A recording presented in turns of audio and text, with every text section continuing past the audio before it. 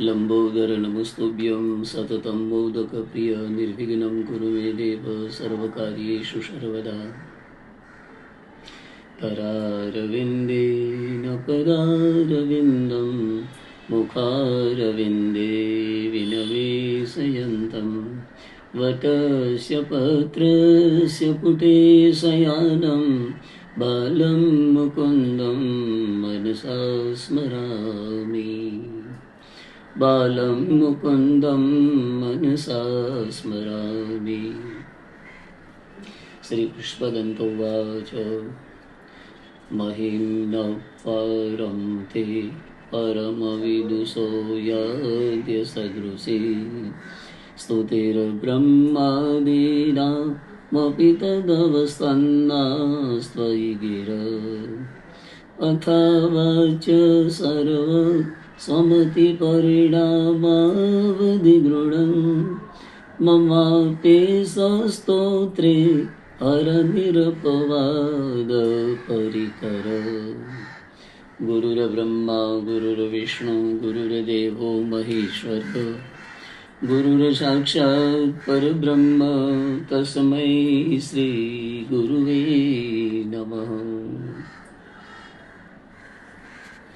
ओम नमस्ते शारदे देवी सरस्वती मते प्रदे वसतवं मम जीवाग्रे हरिहर जगदम्बा नाम प्रदावहे। દર્શક મિત્રો, ચાલો શિવગંગામાં સ્નાન અને પાન કરવા માટે જઈએ. ઓમ નમો ભગવતે મહારુદ્રાય નમઃ. સુતજી મહારાજ સૌનકાદિ મુનિઓને શિવજીની કથા સંભળાવી રહ્યા છે.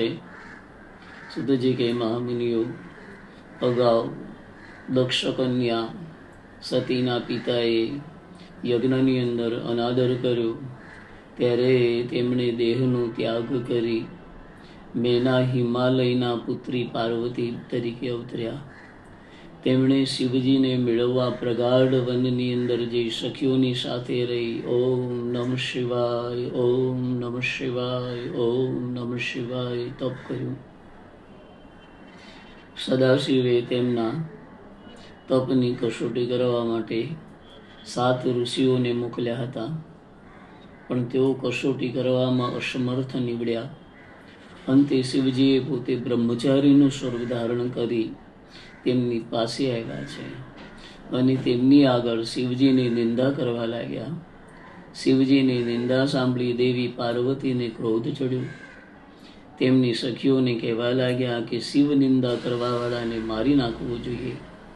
આ બ્રાહ્મણ છે, તેથી તેનો ત્યાગ કરવો જોઈએ અને આપણે અહીંથી જતા રહેવું જોઈએ. આમ કહી દેવીએ જવા માટે પોતાના પગ ઉપાડ્યા કે તરત જ શિવજીએ તેમનું વસ્ત્ર પકડી અસલી સ્વરૂપ ધારણ કર્યું અને કહ્યું કે દેવી, મેં તમારી પરીક્ષા કરવા માટે આ બ્રહ્મચારીનું સ્વરૂપ ધારણ કર્યું હતું. હું તમારી ઉપર પ્રસન્ન થયો છું. ત્યારે પાર્વતીજી કહેવા લાગ્યા, હે દેવ, આપ જો મારી ઉપર પ્રસન્ન થયા હો તો તમે મારા પતિ થાઓ. શિવજીએ તથાસ્તુ કહી અને ભોળાનાથ અંતર ધ્યાન થયા છે. ઉમાપતિ મહાદેવ કી જય. આજે સૌને જય શ્રી કૃષ્ણ. કાલે વેલા આવજો, શિવ પુરાણની કથા સાંભળવા આવે તેને લાવજો. ઉમાપતિ મહાદેવ કી જય.